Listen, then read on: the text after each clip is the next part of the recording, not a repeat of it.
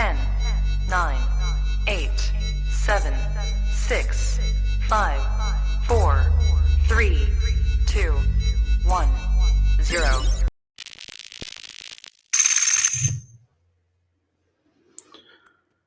All right. Thanks for joining us today on the Rising Coaches podcast.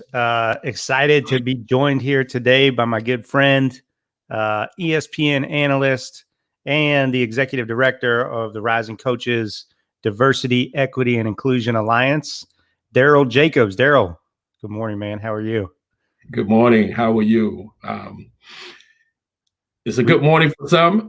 Right now, everybody's on pins and needles around the country. You know, we talked before we got on the air. So, you know, we even talked about, you had the same ideology I had, you know, should we do this thing today? And, you know, I guess, you know, the Lord works in mysterious ways. So I said, you know, let's go ahead and do it, man, because I'm sure we got a lot to talk about, not just about the alliance, but, you know, just where we are at in this country and as people, as well as in the world of sports as well.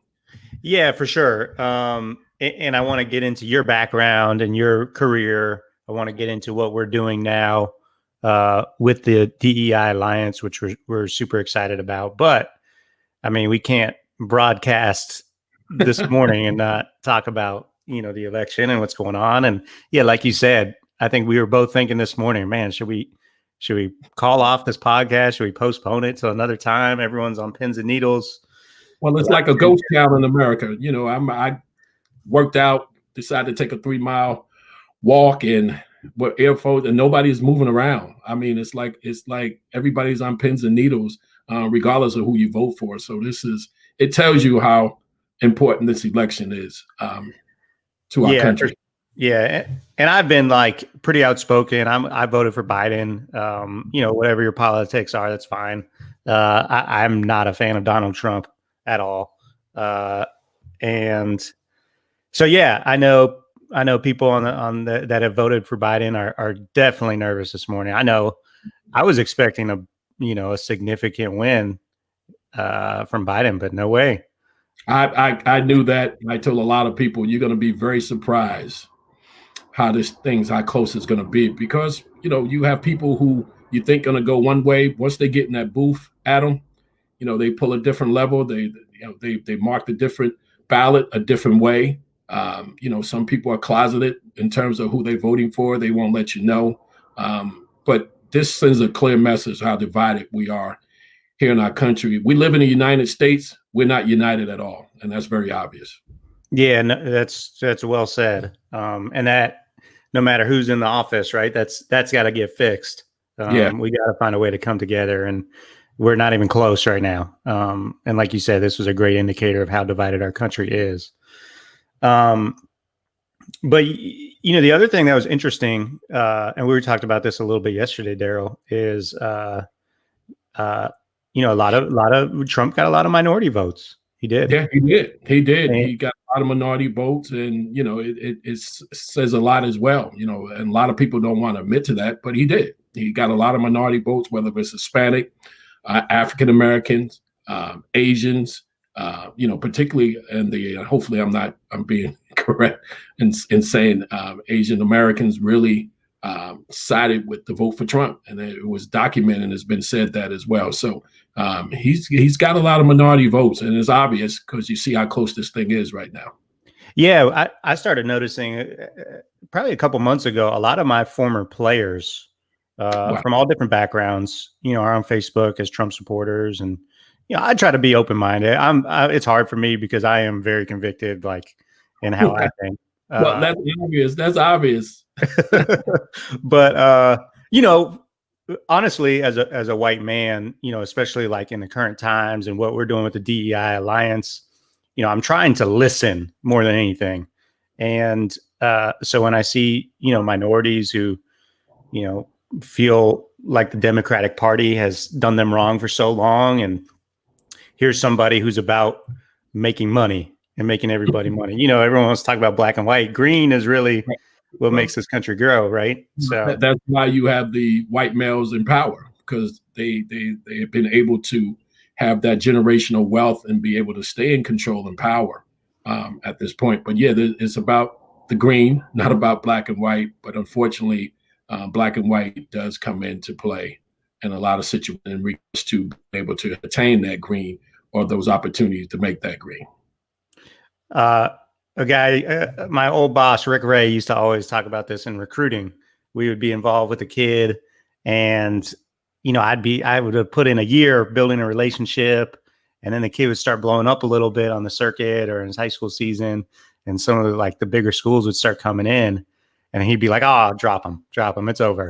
I'm like, "Coach, no, we're good. I got a great relationship with the kid, the mom, the brother, whatever." And he's like, "No, there's a high major school involved. Like, it's over."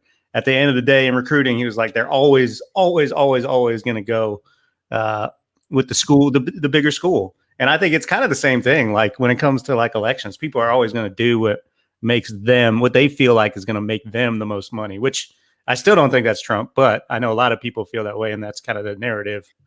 Well, you know what the thing is, what's amazing about, all this in regards to Trump being a great businessman, and that could be debated, as well. And I really don't get into politics, but it's been well documented, some of his financial woes that he's having or has had in the past. But, from the economic side, you're right. Everything is self-interest. Everybody's going to protect their self-interest. And if they feel Donald, in terms of, for example, Biden, anybody over $400,000, you're gonna pay some hefty taxes.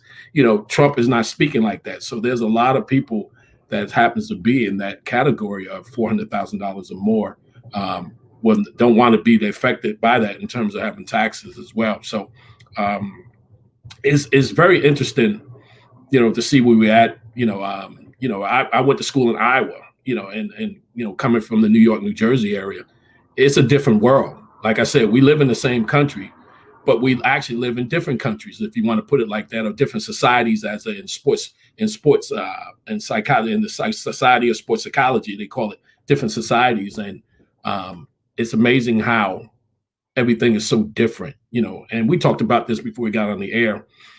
Urban poor and rural poor are different. You're both poor, but it's a different type of poor. There's a different type of mindset. There's a different type of need and things that happen as well. And we talked about also, we talked about when integration happened. Integration didn't affect the rich white people because they created private schools and all that stuff. The poor white folks were the one affected because now they were always taught that they were better than the blacks. So now you got to go to school with them and everything. So it was a big shock to them as well. And then also when affirmative action came, the poor whites were the one that was affected by that in terms of the less job opportunities as well. So, there's a history there in regards to where we at in the mindset as well. Talk about some of that. Get into some of your experience. You grew up in Paterson, New Jersey, right? Absolutely. But you went to college in Iowa. Right. How did you get all the way out to Iowa, right. Daryl? Yeah, I went to junior college. I went to high school in North Carolina. And I went to junior college. I came back home to Paterson, New Jersey, and went to junior college in Paterson, New Jersey, and was a 2-year athlete there, was honorable mention All-American in basketball. Then I accepted a scholarship to William Penn University in Iowa. And people said, "Why did you go out there?" Well, I had a football background, so it was the only school. He was the only coach. Coach Richardson was the only coach that would let me try out for the football team. I had a lot of other schools recruiting me, but nobody wanted me to play football. And back when I was coming along, being a dual athlete was no problem. So I accepted the scholarship there. And Coach Richardson thought I would never make the team.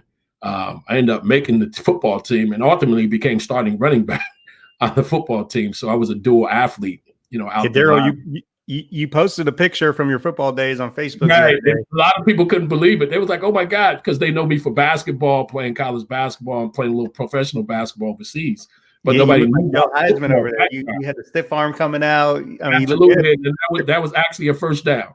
It was a first down. We moved the chains on that play. I remember the play. It was a flare pass out in the flats. I was able to catch it and be able to pick up 7 yards and get to the first down, get to the chains. And that was my goal on that play, to get to the chains, get the first down, keep it moving as well. But, I was able to, go to school in Iowa, Adam, and that's when I began to see a lot different. Going to high school in North Carolina, being able to be around some great white folk and some great coaches who happen to be white and friends and everything really prepared me when I went to school in Iowa as well. And when I got there, wow, what a different world, because I had football teammates who never been to school or been around Black folks. I can remember being football in team meetings and um, um, segment meetings, and I'm very outgoing and talkative and everything, and I never knew why these guys wouldn't talk to me. And we the offense, so they wouldn't talk until finally one of them, Henry Bauman, who was the offensive lineman, came to me and said, "Hey, DJ," they called me DJ. I'd never been around Black folks. He said he went to a small school in Iowa. He said, the only thing I ever saw of Black folks is what I saw on TV, and you're nothing like what we see on TV. And I was like, wow, how is that, Henry? Well, they saw Black men in a certain way. And, he said, man, you're smart, you're intelligent, as well. And another eye opener was, when we did some community service work and we went to a particular school, and one of the white kids said, oh my God, his hands are dark on one side and white on the other side. It blew me away. But I saw that as a mission, Adam, really. God had put me in that position to be a conduit, or in terms of just showing a different side of Black culture and how we are as African Americans as well. So, those same guys I played college football with, they still live in Iowa. Some of them, they out in the Midwest, but we still stay in touch. And I don't know how they voted, but I was texting them and telling them, listen, let's try to divide this. Let's try to unite this country, and hopefully you'll go the way that with the United as well. Was it overall a pretty positive experience? It was a great experience. I mean, the people at William Penn are tremendous. My coach Richardson, assistant coach Laird, coach Mike Vosberg, who was actually from upstate New York. He was coaching the football team. He's from upstate New York, the Syracuse area as well. Then I had some great professors as well. We had the Black Student Union. And then we would go up to the University of Iowa, Iowa State, Drake University. And you had a lot of athletes that were from Jersey that I knew that were football players. We would go up to Iowa and play basketball with B.J. Armstrong, Brad Lowehouse, Kevin Gamble. All these guys played in the NBA. And you became like a family. The Black community, no matter what school you went to in Iowa, once you hit the campus of certain places, they really was receptive and, welcome us in coming from a different college campus. I finally made it to Iowa maybe 2 years ago for the first time ever. I crossed it off my list. Des Moines. I went to Des Moines. It was great city. Yeah. I'm sure it's grown a lot since. It's really grown a lot. William Penn is in Oskaloosa, Iowa, college town. My alma mater, man, they got a turf football field now. The facilities is through the roof. I'm like, oh my God, you guys, why we didn't have this when I was here? But and it has the highest of all the colleges and university in the state of Iowa. In terms of that level, it has the most. They have the highest diversity in students there. And I'm proud to say that William Penn does have that now, because they made a concerted effort in regards to recruiting minority students there as well. And that's one of the things I emphasize to them, as well. And also get professors and administrators in there of color. Daryl, you talked about, I'm going to jump around a little bit, but that's okay. it kind of relates to what you just said. You talked about being in Iowa and your offensive lineman mentioning that, they've never been around Black people before. And the one kid at the school that made the comment about your hands, I know we talk, one of our goals with the DEI Alliance, which we'll get into in a minute, is to kind of fix our profession, not fix our profession, but help our profession balance the opportunities. You can say fix. Fix. Yeah, fix. It needs fixing. I mean, it's well documented. The number of minority athletes is extremely disproportionate to the number of, the percentage of leadership that is represented by the minority community.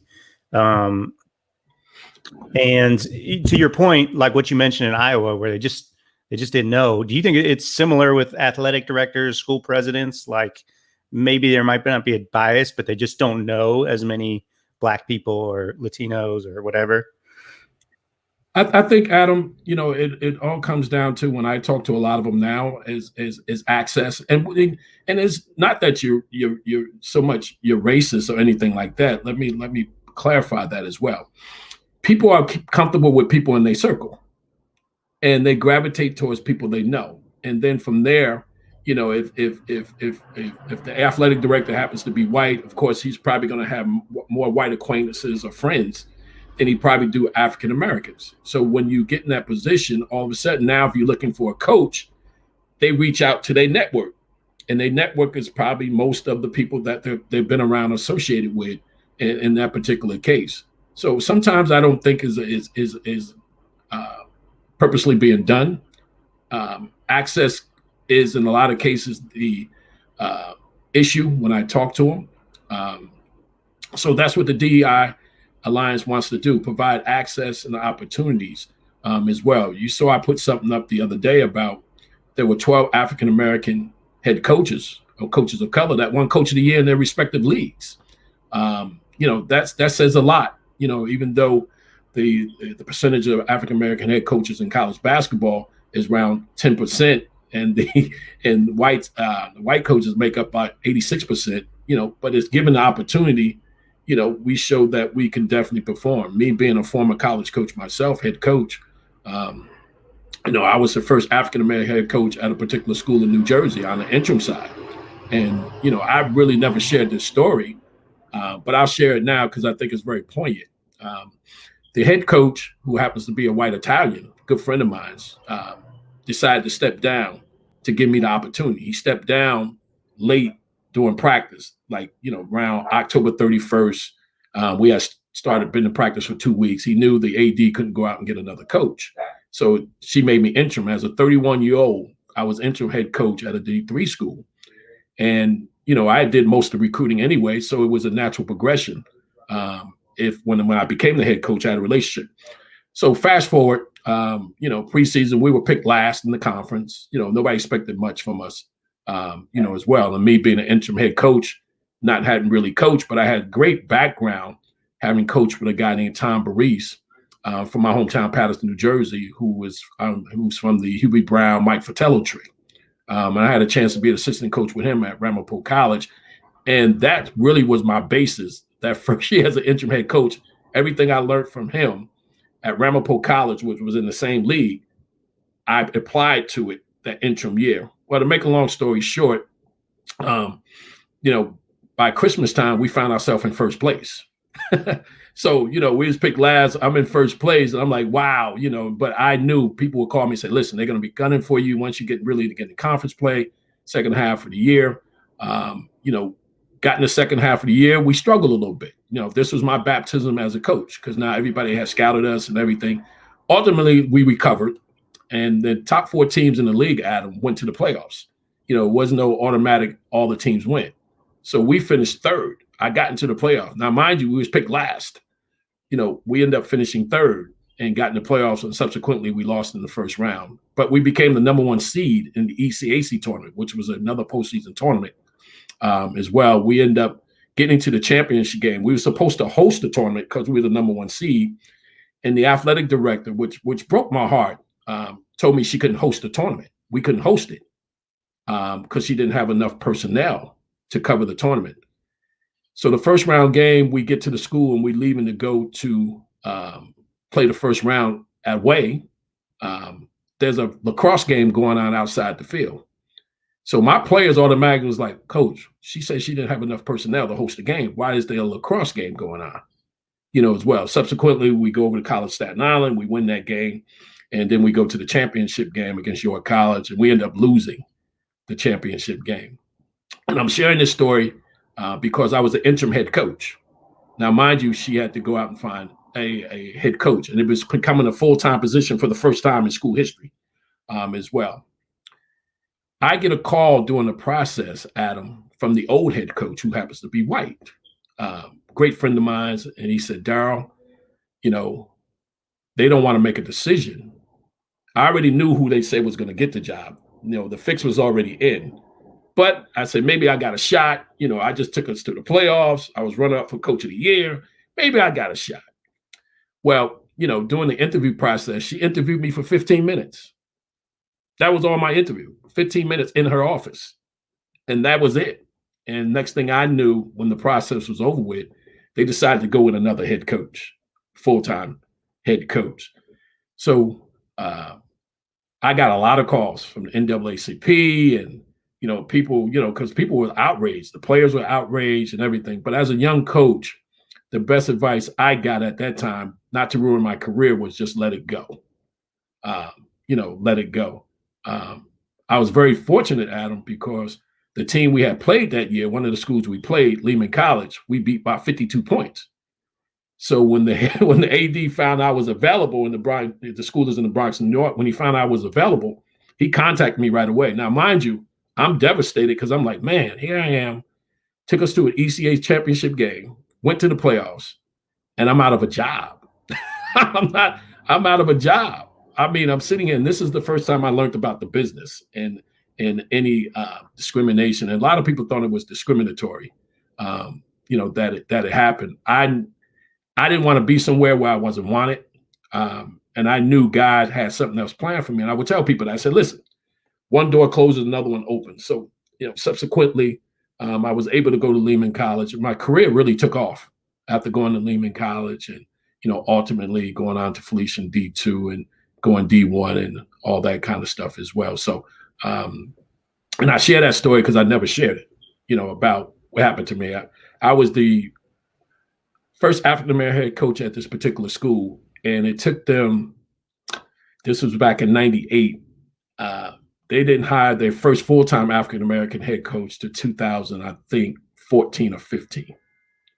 Wow. And subsequently, he left, and now they brought in, of course, the new coach was an African-American as well. So there's a lot of leagues around this country, Adam, particularly me being a coach, being a young African-American coach. I've seen, schools in particular conferences, and, one particular conference just hired a first African-American head coach in 2016. First. Unbelievable. Yeah. And it's a great conference, great players of color plays up there. A lot of these guys are coaching other places now. And the guy that became the first African-American coach happened to play at UConn. And he's from the area where the school is located at. So, his name and his recognition really got him in the door. But the fact that that's the first African-American head coach in that conference really speaks in volumes for where we're at. So that's some of the things I've experienced. And that's why when this opportunity to be part of Lead the DEI Alliance, I was so gung-ho about it. And because I know what the challenges are out there and some of the things that needs to be changed for coaches of color and gender. Let's don't forget that as well. Yeah, no question. Yeah. And you bring up a great point. First of all, the advice to let it go.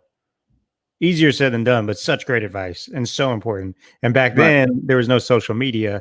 So you couldn't even be tempted to absolutely with no social media, anything like that. And the head coach that I was under who stepped down, I love him to death. Very honest, very straightforward.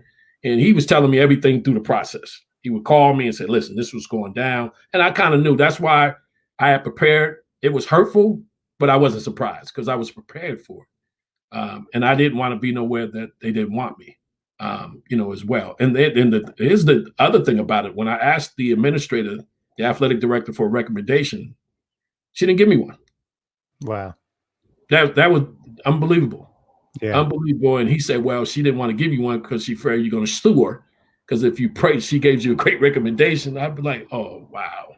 It's amazing. So even then, experiencing that really opened my eyes to a lot of different things in this coaching profession. And then becoming a head coach in a certain league, one of the few African-American head coaches, it was met with some challenges in regards to you out recruiting people for certain players. They figure you're cheating, you're doing all this kind of stuff. All these things were levied against me.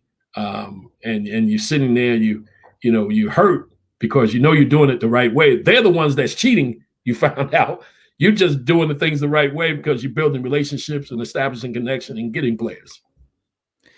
Yeah. And I'm glad you told that story because it's well documented, the disparity in representation and leadership, like in the Big Ten, so, some of these Power 5 national spotlight conferences, but you don't think about the small college level. Like there's tons of that.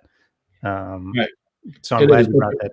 But DV3 and 3-2, Adam, they're a little bit more receptive to hiring coaches of color as well as gender, women coaches as well. They're a little bit more leaner. Division III, I think does a very good job in that capacity as well in terms of coaching and leadership positions.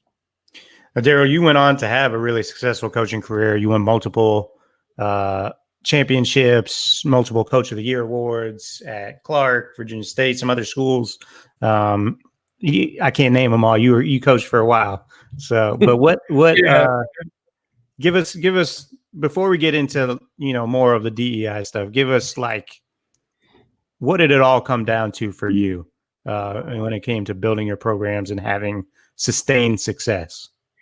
Well, it's all about, I purposely selected schools that were not winning. And I understood it was a win-win situation, whether I won championship or improved them. It wasn't nowhere but to go but up. So, I often tell people I wasn't really into coaching for my coaching record. I was more into it for the challenge. And ultimately, if you look at it, you got to take steps in regards to that. But you're as good as your players, Adam. You know that. You're good as the talent you get. Talent make you look like you know what you're doing when you don't. Something Hubie Brown said to me. He said, Daryl, he said, if your stuff do not work, find you some players that can get you, I ain't going to use the language he used, that can get you a basket. You need guys to be, if your stuff don't work, your offenses don't work, you need guys that can create and make things happen for you. So, I understood that recruiting was something that I was good at. But also I just didn't want to be known for a recruiter. And unfortunately, Adam, and you know this in the profession, African-American coaches or coaches of color, that's how I pigeonhole them. So I just didn't want to be known for that. I know I can get the players, but also I had to prove on my ability to coach, as well. And being able to get the players helped me sustain, what we had. You try to get better and better every year. My first year at Clark, I got the job in August. School started 2 weeks later, and I had a bunch of walk-ons. We went 2-26. And I tell people, the best year I had at Clark Atlanta was the 2-26 year, not the championships I won. And they say, why? I said, because it made me coach. I had walk-ons. I was losing games by 5 points, 10 points. I didn't really have no talent. I was finding ways to coach to keep us in the game, as well. I knew once I got the talent, I would be able to do that. And subsequently, year 2, we had the biggest turnaround in Division II, winning 16 games. And from there was able to take us to another level in terms of getting national rankings and winning a couple of championships there as well. Yeah, and impacting a lot of lives along the way. Absolutely. And I can't forget, Felician College. Felician College is university now, really gave me my start after I left Lehman College. At Lehman College, I won, 2 Hudson Valley Conference championships. And, being in the Bronx, New York, there's some very talented young men in the Bronx. And I was able to get some young men to come play Division III for me at Lehman College and was able to do great things. And I'll tell you a funny story. We scrimmaged Felician College the year before I got the head coaching job at Felician College. We scrimmaged them. And the head coach there at the time I knew very well. And I can remember after we scrimmaged them, I said, I would love to be the head coach here. I thought Felician was a sleeping giant. Adam, the Lord worked in mysterious ways. The next year, I became the head coach at Felician College. How about that? Yeah, and we were transitioning from NAIA to NCAA too, and Felician College was known as an all-women's college. So I played that tilt when recruiting. I said, would you want to be around a bunch of hard legs or soft legs? And I try to use that spin because it was a women's college. And one of the challenges was I didn't want us to be known just as a women's college. So I was able to go out and get some great players and was able to turn it around and, win a couple of championships there as well. Yeah, that's awesome. So, all right, let's get into the DEI Alliance and, what we're trying to create here and build and what we have built, which I'm very excited about. After the murder of George Floyd, we hosted some social justice roundtables. We had a lot of discussions through our Zooms and through the Rising Coaches platform. Brian Burton, who's involved with our alliance, was very involved and hosted several of those, as well as some other organizations. And it was really impactful to me, and it was some powerful conversation. But I felt like a need, like we don't want to just, I mean, the conversation's great. If we can keep the conversation going, that's important, but we want to do more. We want to take a little action. At the same time, a lot of organizations were popping up all over the country. Coaches for Action, Coaches for Change, Coaches Coalition for Progress, all these different coach-led groups, and all for the same cause. And we thought, well, you know, we would love to get those people together. Let's put our heads together and work for the same cause, but, you know, combine forces. And so that's was really the genesis of it. I was kind of playing around with that idea. And as I talked to you about it, and, you know, I had known you already and known you to have great communication skills, great relationships in the industry. But your ability to communicate these difficult conversations in a way that doesn't come across as offensive or finger pointing, or, you know, people get on pins and needles when you start talking about race. Yes, they do. White people. And your ability to have those conversations with empathy, it made me realize right away, like, we got to have Daryl's the guy. Like, we need his help to really take this thing to the next level. What did you think when we had that phone call about that first initial phone call about putting something like this together? Well, I thought, you know, is he for real? You know, are you going to be all in? Because it takes someone, it takes a lot of courage to have a white male with a great organization like Rising Coaches, you know, to put yourself in that position as well. But it also spoke in volumes of what kind of person you are. And I often told you this, you know, I will always be indebted for you because you have a platform in which you can actually impact change. But also I was excited, you know, because I said, wow, I'm with an organization now that has a lot of influence in the coaching profession. And this is the way you have to try to exact changes and create opportunities, you know, as well. So my initial thought was, okay, you know, what we're going to do and how we're going to go about it. And I got to have these courageous conversations with Adam. You know, as a Black male and a former college coach, you know, there's some things that we talked about as Black coaches that you guys are probably not privy to. And, you know, some of the things we have experienced, you know, as well. But and you hit it best. You know, some people want to sweep it under the rug. They say, hey, you know, that was a long time ago. You guys got opportunities now. And I told someone this yesterday. I said, you know, in the white community, you guys on a daily basis really don't have to deal with African Americans or people of color if you don't want to. But we have to deal with someone white on a daily basis in some type of capacity. And they had thought about it. They said, wow, I didn't even think about that. I said, yes.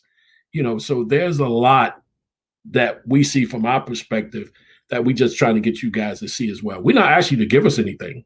We're just asking for the opportunity and just to have the same respect and be looked at as, you know, quality candidates for job opportunities, and just in general, you know, trying to have the impact on the profession that, you know, coaches of colors and gender, I don't want to forget about women as well, can have a positive impact on the student athletes as well. You know, because, you know, majority of the revenue generating sports, football and basketball, the athletes are African Americans. You know, and sometimes the senior leadership within the department doesn't reflect that as well. And I think that's important as well, because you want to, you know, to see somebody in a position of leadership for minority is very important. It encourages them that they can be there too. But if they don't see that, they're never going to aspire to be there because they don't think they can go there, you know, as well. I remember when I started out, John Thompson was one of my mentors and someone I knew, you know, as well. I can go all the way back to the NBA days when Bill Russell became the first African-American coach, but Al Attles winning the NBA championship with the Golden State Warriors. Al Attles is from Newark, New Jersey, near where I'm from. And Al Allows, was the first African American, head coach to actually win an NBA championship as well. And this was like 1975. I'm 10 years old. So I really, as a coach, I didn't really see too many people of color, African Americans coaching as well. So I saw Coach Johnson and some of those NBA as well. So just like with anything, like you're only as good as your team, right? So talk about putting together our team and adding Brian and Kim to the mix, and then that board of directors, next. Absolutely. Well, I was able to put together a great team, and without these two individuals, I don't know what I'd do. Brian Burton, who's our vice president of men's basketball, is tremendous. I think he's got a bright future. I told him, forget about coaching. I said, forget about coaching. Your future is in administration. What a bright young man, clever, smart. He's the founder of Coaches All Access Coaches Corner for Rising Coaches, as well. 15-year college coaching experience at the Division I level. So he brings a lot to the table. And of course, Kim Hampton, WNBA legend. She was one of the first draftees in the WNBA draft as a number 4 pick when the WNBA inaugural season started. She's done a lot in regards to working with the NBA, WNBA, and community relations, as well as with the New York Knicks and Liberty as well. And then we was able to come across a great board of advisors that we put together. You as well, Adam. We was able to put together some great people on the board of advisors from, Dr. Brandon Martin, who's the director of athletics at the University of Missouri, Kansas City. Tamika Jones, my old boss at Clark Atlanta, who actually convinced me to take the job at Clark Atlanta. At the time she was SWA, an assistant athletic director. She's the athletic director now at the University of California, Riverside, Division I out there. Of course, we have Stanley Johnson of Stanley Johnson Associates. He's actually the executive director of MOA as well. And MOA is an organization that consists of minority athletic administrators, both men and women as well. Then we have Brian Stanchek, president of BDS agency, who represent the majority of women head coaches in college basketball, as well as assistant coaches. We have Katie Young Stout, managing director of sports and entertainment venture partners.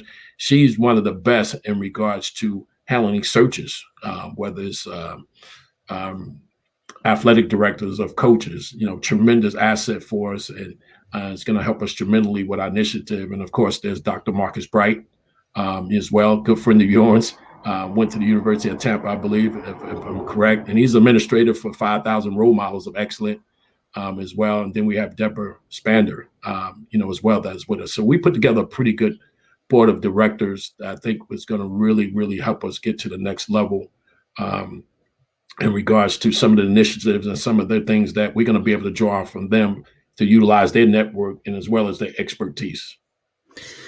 Yeah. And once we kind of built the team, built the board of advisors, we kind of went out and got commitments from all the different organizations that we could find. And I think we have 12 organizations committed. I know I'm going to leave some people out, but Coaches for Action, Coaches for Change, the Latino Association of Basketball Coaches, the Jewish Coaches Association, Black Coaches Association, Black Coaches United, Embrace Us. There's more, on and on and on. And don't forget the Women of Color Coaches Network. Women of Color Coaches Network. Yeah. As I mentioned, there's, I think 11 or 12 organizations that are working with us. And so that's great. We built this great team. We put together this unbelievable board of advisors with major influencers in our industry and in our community. And then we got all these organizations committed to working with us. And then it was like, okay, now what? Like Daryl, now what? So we had our first initial meeting where we actually had people come in, and of course you had John Cohen, the athletic director from University of Mississippi, talking about Mississippi State. I'm sorry, don't kill me, John. Yeah. Mississippi State was able to come in, and one of his student athletes on the football team was able to do something or start something that people couldn't do.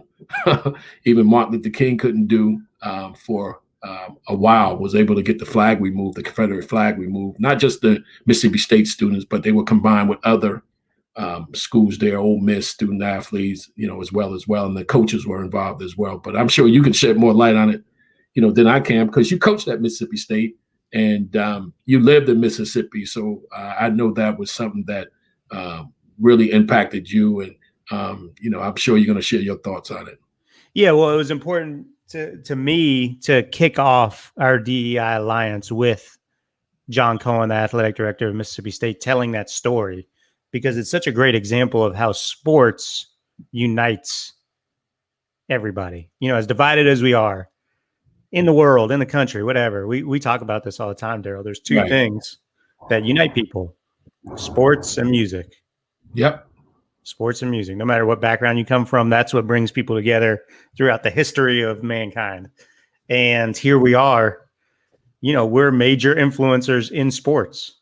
And so, how are we not using our platform to the best of our ability? And what they did at Mississippi State it was really incredible. Their star running back, Kylan Hill, kind of sparked it. And John Cohen talked about how the school president was very involved and had been for years. But as soon as Kylan Hill, the running back, the best player at Mississippi State football team, came out and said, "I'm going to transfer if the state of Mississippi doesn't remove the Confederate symbol from their state flag," from that tweet, it was 4 days later, I believe, that the state flag was changed. And like you just said, Martin Luther King couldn't do it. They've been trying to get that symbol removed for decades. And one thing they care about in Mississippi is their football teams. And once Kylan Hill put that out there from Mississippi State, players from Ole Miss jumped on board, echoing the same sentiment. And then, to these schools' credit, the coaches, the athletic director, the president, the administrations, they all got on board. They all took their admins and their coaching staff to the state capitol. And again, within, I think, 4 days, that Confederate symbol was removed from the state flag of Mississippi. Unbelievable. Just the amount of impact sports can have. And that was the message that John did a great job of putting out there, is okay, we put together this great team. Let's think big now. Let's not sell ourselves short. We do have a voice in basketball, in sports. Let's use it. So I thought it was pretty powerful, and I thought he did a great job coming and sharing with us.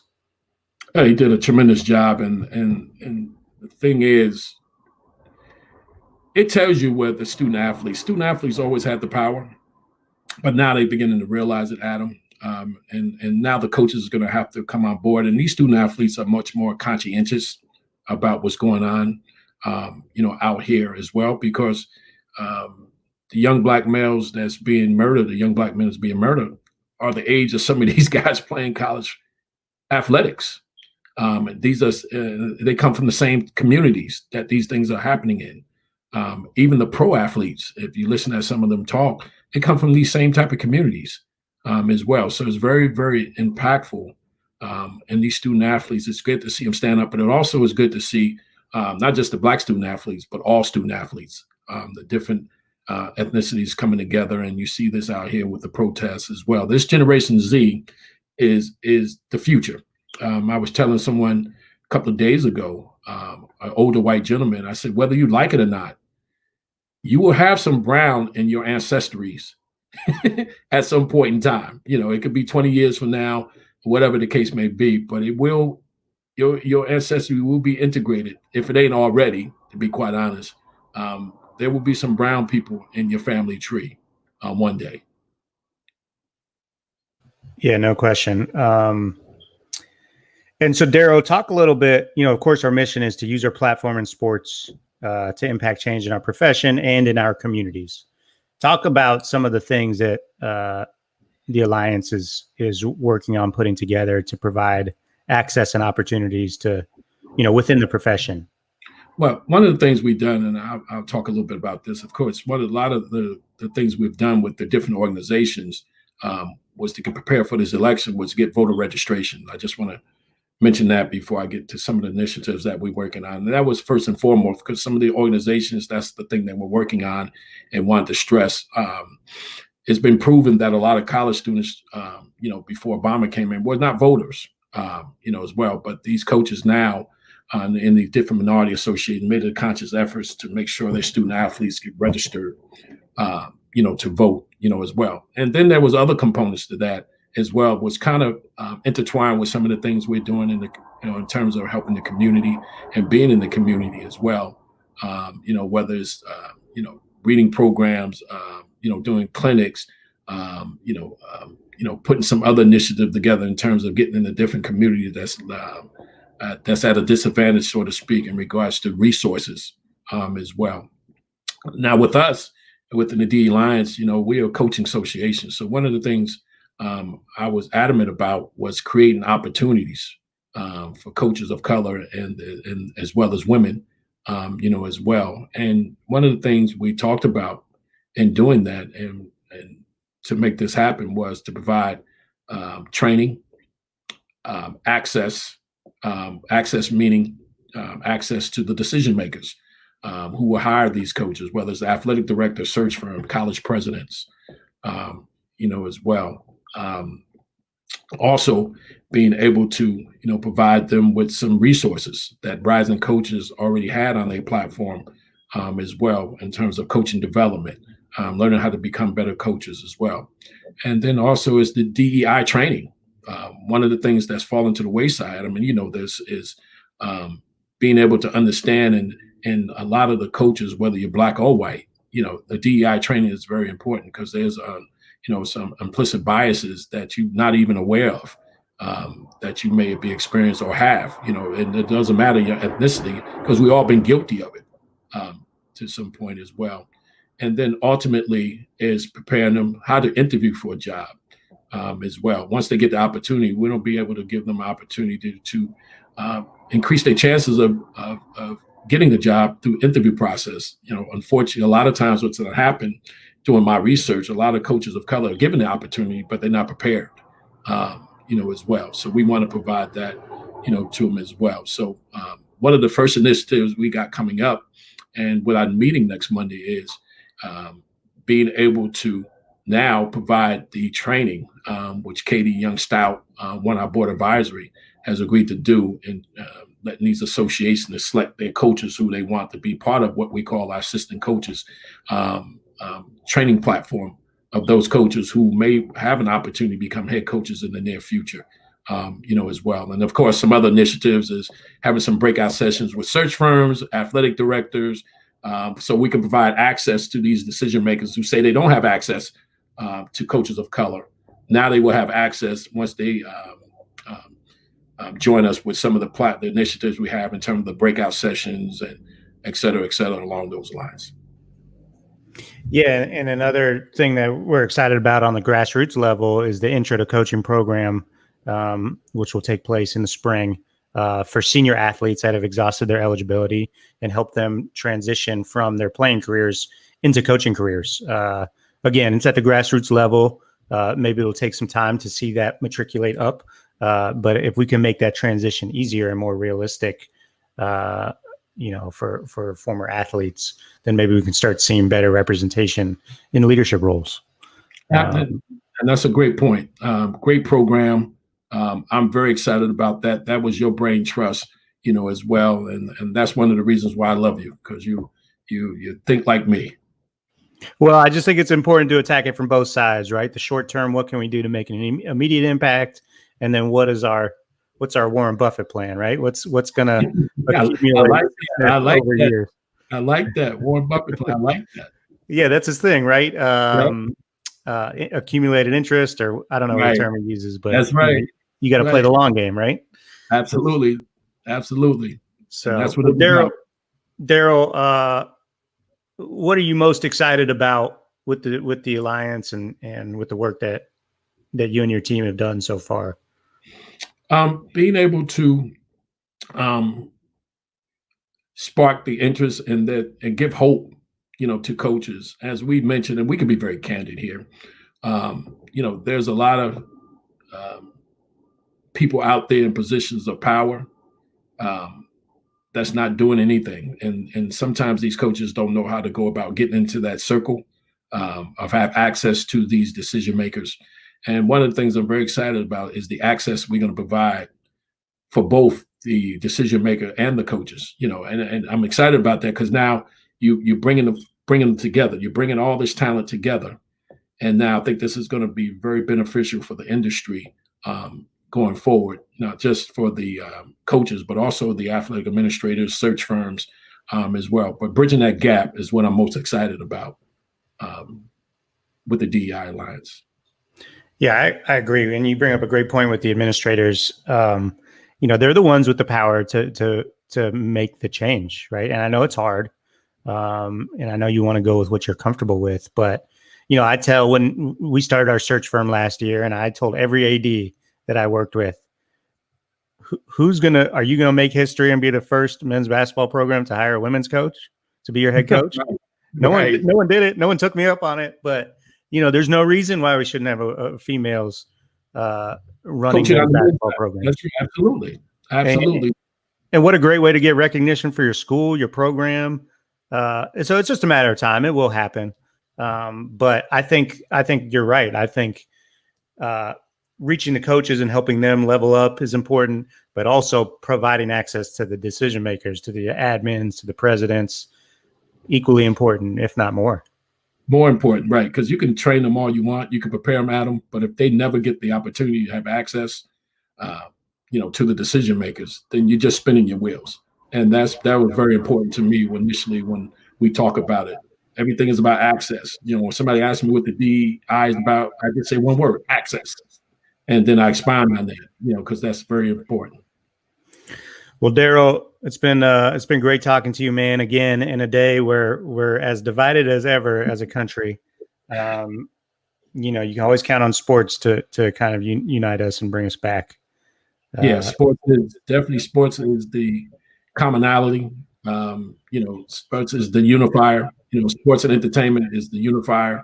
So hopefully, in the position that we're in with Rising Coaches, I think we're going to have a significant impact as well. I'm going to work hard, and my team is going to work hard. I know you've been working hard, making some things happen, not just for the DEI, but just Rising Coaches in general as well. What a great platform. I'm honored to be a part of it.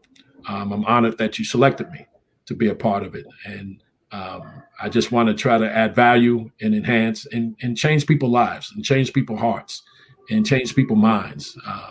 So when we look up and we see games on TV, and we can say, you know what, we had a part in that young man or young woman being there where they at, or having the athletic director call us saying thank you, for you guys recommending or providing us with some candidates from our search firm with the Rising Coaches as well. So hopefully when we leave this earth, they can talk about what we've done, and hopefully we can have other people come along and pay it forward as well.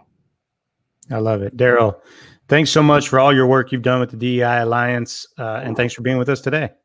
Thank you so much for having me, Adam. So, hopefully,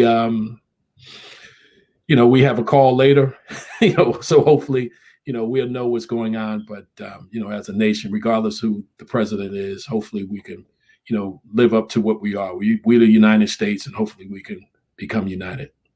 Well said. Thanks again, Daryl. Thank you so much, buddy.